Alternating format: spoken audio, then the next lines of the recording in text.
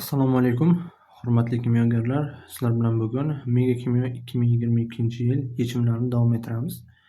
Demak, ikkinchi mavzuda 26, 27, 28-masalalarning yechimini ko'rib chiqamiz.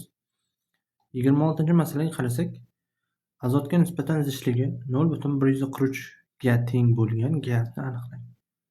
Hop, demak, nisbiy zichlik bizga berilgan.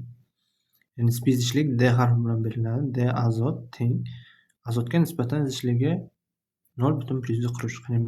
Qanaqadir gaz bo'lgan, massasi x gram.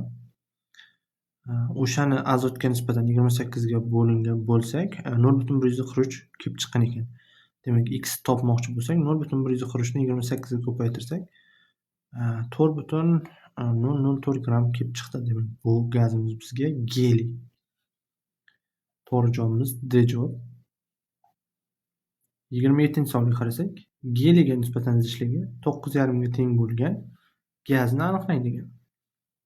D geliy teng x gram taqsim 4 teng 9,5. X topsak bu yerda 38 gramga teng. Demak, x gazimiz bizda ftor. Demak, 27-savolimizning to'g'ri javobi A javob. 28-savolga qarasak, geliyga nisbatan zichligi 5 bo'lgan moddaning vodorodga nisbatan zichligini aniqlang. Xo'p, D geliy teng x gram taqsim 4 teng 5. Bu yerda x topsak 20 gram. Demak, bu neon gazi. Xo'p, o'sha chiqqan neonni, o'sha geliyga nisbatan zichligi 5 bo'lgan moddaning, o'sha 5 bo'lgan modda bizda geliyga nisbatan zichligi 5 bo'lgan modda bu neon. Xo'p, o'shani vodorodga nisbatan zichligini toping degan. Demak, D vodorod teng neonning massasi 20 gram.